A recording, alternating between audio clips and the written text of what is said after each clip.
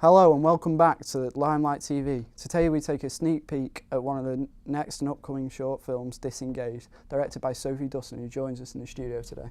Hi Sophie. Thank you, it's good to be back. Yes, of course, you've been on our show before with other successful short films. However, this one is slightly different. It tackles hard-hitting themes and psychological issues. Although what we want to know is, Sophie, how did you use the conventions of real media products? Well, naturally a short film has few characters to keep the narrative simple, but to give our film a more complex edge, the structure of the narrative differs from the general conventions. Todorov suggested that conventional film narratives are structured in 5 stages, starting with establishing a state of equilibrium and ending with a reinstallment of the equilibrium. But we challenge this by showing the ending briefly at the start to misdirect the audience. It is, however, consistent with the conflict theory for narrative, where every story revolves around the conflict, be it man versus himself, man versus man, or man versus society. In the case of Disengaged, it is man versus himself. All right. You mentioned that you only used a small cast of characters. Can you tell us more about that? Sure. The film is very consistent with the conventions of short film in that there are only 2 characters, the main character Daniel and his girlfriend Katie. But we try to do something interesting and new and challenge conventions by making that main character both the protagonist and the antagonist.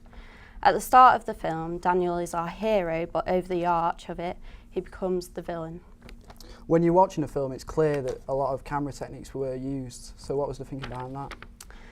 Well, we stuck to average camera angles, for example, basic close-ups, mid-shots, but also incorporated original shots to give our film an individual style.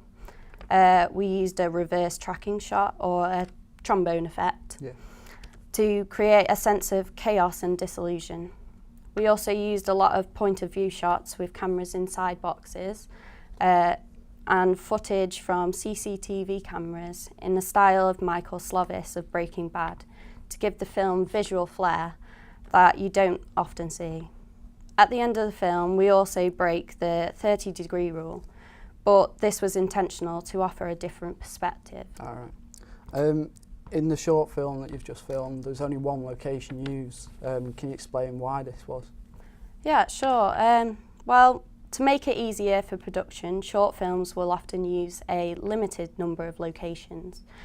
We confirmed this to be the only one location, which were the character's house, since this made it easier for us to simplify things in the filming process. This decision was also very compatible with our final devised plot. Once you'd finished filming, what sort of decisions did you have to make in the post-production? Well, in post-production, we edited the film to add a lot of jump cuts. This isn't consistent with usual film conventions, where jump cuts are seen as a bad thing, but it works very well in this film, creating an intense and fast-paced build-up for the ending. We also used a split-screen montage inspired by 24 to introduce our characters and set the scene for our film. This actually saved us time in the duration of the film as we were introducing both characters at once rather than on their own. Well, the film is undeniably very popular, and what sort of publicity has helped this? Yeah, well, definitely through all aspects of film, print and radio. With our radio trailer to promote the film, we included everything you would expect to hear. The film's name, sound clips from the film, release date, age rating, synopsis, all of that voice of God. Style you hear on the radio trailers. With the radio trailer, it was an intentional decision to conform to conventions for the media form, as it is proven to work. This is, however, we promote the film and raise awareness, so it wasn't a place to experiment with challenging conventions. That's what the film is for. Right.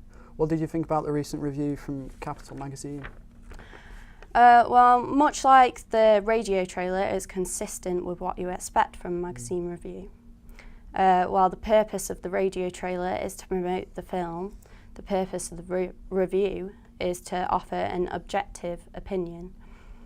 It does this by offering a verdict and a star rating for the reader, and uses large images from the film to give people an idea of what it's about.